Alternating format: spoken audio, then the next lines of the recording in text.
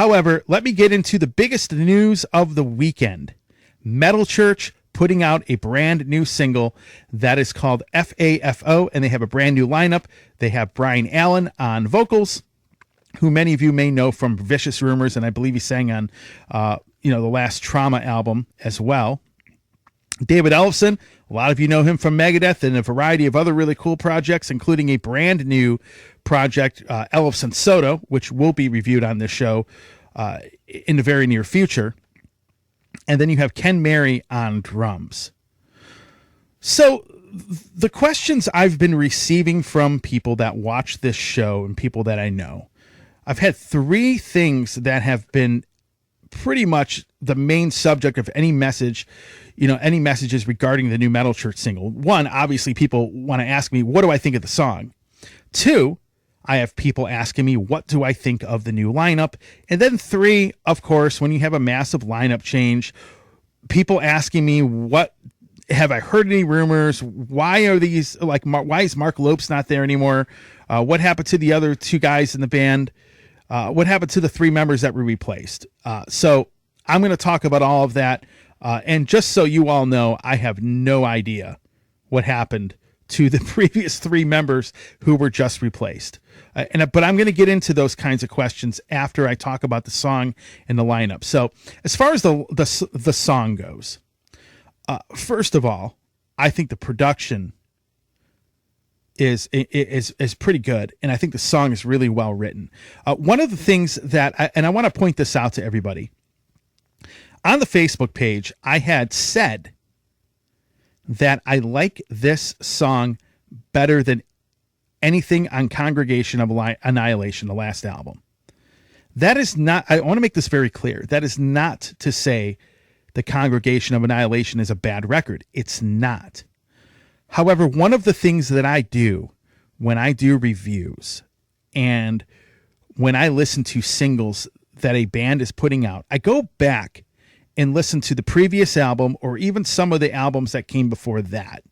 Because what that does is it gives me a little bit of a perspective of how to compare, some new output from that band compared to what they've done in the past. And the Congregation of Annihilation, folks, for those of you, saying that I think the album sucks, I don't think it sucks. I went and listened to it again, and I like it. And it was on the top albums of the year list. However, when listening to that record, there is not one song on it that I like better than this brand new song that Metal Church has put out. And that's what I mean by that. I'm not saying the album was bad. Metal Church, for me, folks, by the way, I don't think I think there's maybe one album I'm not really a huge fan of, but for the most part, I've liked pretty much all of their material. I've been listening to this band for over 30 years now. My first actual album was The Human Factor. And I ended up getting The Dark later that day. I found The Human Factor at a record shop here. And it's funny, I was at a Best Buy in the early 90s, and I bought Exodus and the album Fabulous Disaster and Metal Church of The Dark on the same night. So I had The Human Factor and The Dark, and those are two of my favorite Metal Church albums. I'm a big Mike Howe guy. However, I don't think Metal Church has ever had a bad vocalist either. So as far as the song goes, I think the song is incredibly well done and well written. And I found myself listening to it over and over again because I really liked it that much. And I can't think of a song on Congregation of Annihilation that I can really say that about. Still a pretty solid album, but I love this new track a lot. I think Brian Allen really, his voice, he nails the Metal Church sound. And I think the other two guys have done a tremendous job as well. But I definitely like the sound and the production of the new song better than the sound on the last album. And keep in mind, when I'm talking about not liking it as much as the last, not liking the last album as much as this new song, that has nothing to do with the playing abilities of the previous members, or of course, the singing ability of Mark Lopes. Has nothing to do with that. It has more to do with the songwriting for me. So as far as the new lineup is concerned, so as far as singers are concerned, the singer's the biggest thing everybody's going to want to talk about, right? I mean, that's the first thing people think about. I think Brian Allen does a tremendous job, and I think he's a perfect fit for this band. I said the same thing about Mark Lopes. I did a whole entire podcast about talking about why Mark Lopes is the perfect fit for Metal Church. So as far as Brian Allen and Mark Lopes are concerned, it's kind of I like both of these guys as singers. I've never spoken to Brian Allen, but I have spoken to Mark Lopes. He came on my show. A really incredibly nice guy to me. It's more of an even switch for me. I really don't like one guy better than the other in this case, but I think both of them are a great fit for the band. And as far as Mark not being in the band, I'll get to that here in a minute. Let's talk about the rhythm section that is new to the band. So you obviously still have Rick Van Zandt on guitar with Kurt Vanderhoof, but we have a new rhythm section. David Ellefson. Let me get into him for a quick second. David Ellefson brings a little bit of a sense of stability. He's not a guy that just hops from band to band. He does play in a variety of projects, but he usually spends a long time being involved in those projects. And when you want to member the band, bring a new guy into the band, you want someone with a lot of experience, especially, and even a little bit of star power, which he has a little bit of that being in Megadeth. But as far as a really reliable, very capable bass player, that's what he is. He's an outstanding player, and having a stage presence. And let's be honest, he's been in the scene over 40 years, just like Metal Church has. So he's a great fit from that perspective. And, personality-wise, I've interviewed him a few times in the past, both on the radio show and on this podcast. He's just a laid-back dude. And I think he would be a great fit for this band. And it's actually interesting to see him in this band. It really intrigues me to bring a guy like David Ellefson in here in the same manner that they had Chris Caffery playing on, one of their tours. I think it was like 10 years ago now. So I think it's really cool that Dave Ellefson is in the band. And of course, he also has already had a working relationship with the next guy I'm going to get into, Ken Mary. Now, Ken Mary, for me, is kind of the new member that I think is going to offer a lot more than people think he is going to offer. One of the things, look, I've been around the music scene a long time. I've been involved with bands. I'm a pretty good judge of character, being at 48 years old and having been around a lot of musicians over the last 27 years. I think Ken is a perfect fit for this band. And Ken is a very well-grounded, very well-centered individual as a person. You can just tell by his whole demeanor.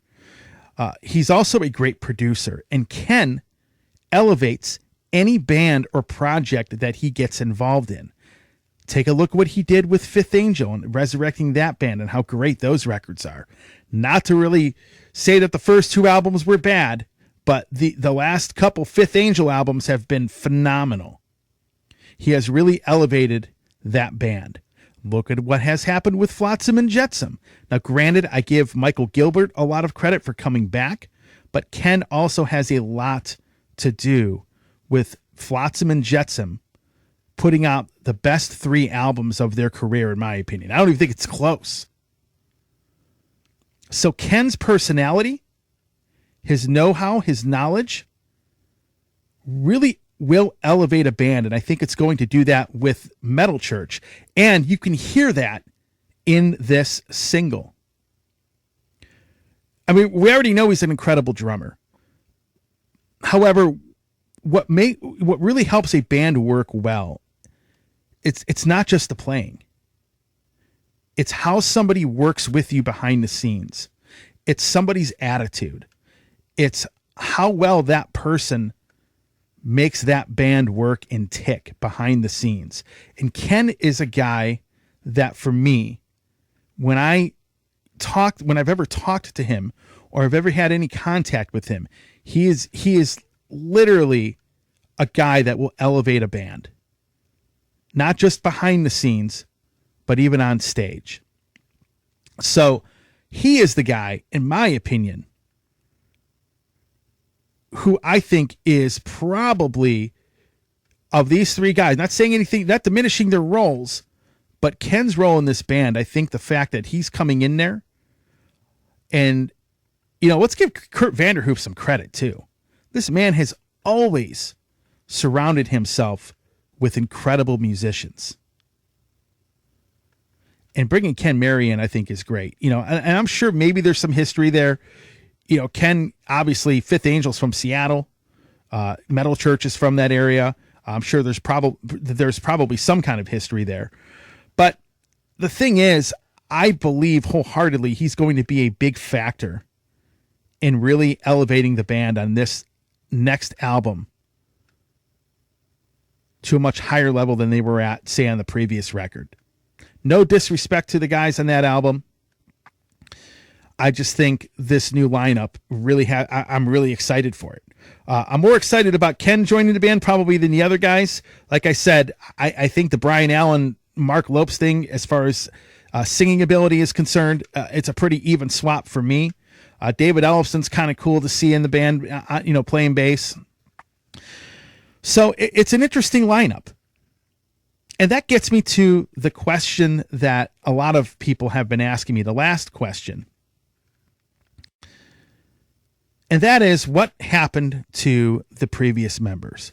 And folks, I'll be honest with you, I have no clue. I know as much as any of you do that they are not in the band.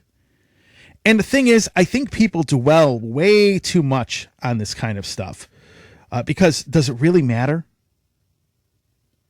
If they aren't in the band, they aren't in the band.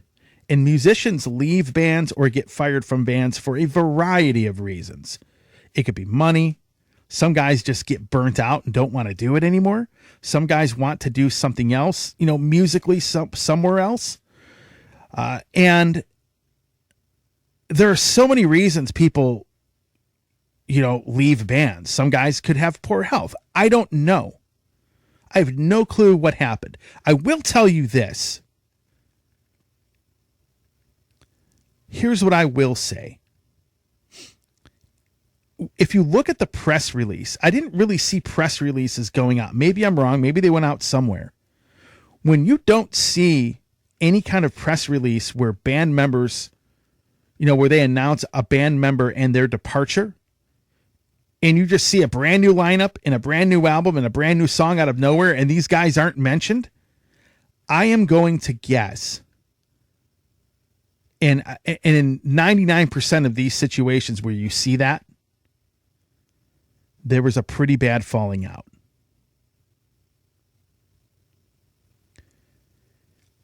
And to be honest, whatever that falling out was between guys, and again, sometimes you get personalities that are just oil and water and it doesn't work. However, whatever that falling out was, it probably wasn't great. And you probably don't want to know what happened. And I think way too many people, really harp on this stuff, like Alyssa from Arch Enemy not being in the band anymore. My timeline's been flooded with people asking why. It could be any number of reasons. I think it's just a pointless question to ask me. And to be honest, I normally don't care why somebody leaves a band. So I'm not going to sit here and start asking around, man, why is this guy not here? Why is that guy not here? I thought all three of the guys that, were replaced, I thought were good musicians. Mark Lopes, I think, is a phenomenal vocalist. However, sometimes things just don't work out. And it happens in the music business quite a bit, especially now where so many different guys are in so many different projects, because it's very hard to make any money doing this. And most musicians, let's be honest, they're doing it for the love of it. They aren't doing it because they are going to make millions of dollars. Especially in the metal scene. So those are my thoughts. Again, I love this new Metal Church song. There really isn't a Metal Church album that I think is terrible. If I had to pick one, probably Masterpiece would be the one that I'm really not into.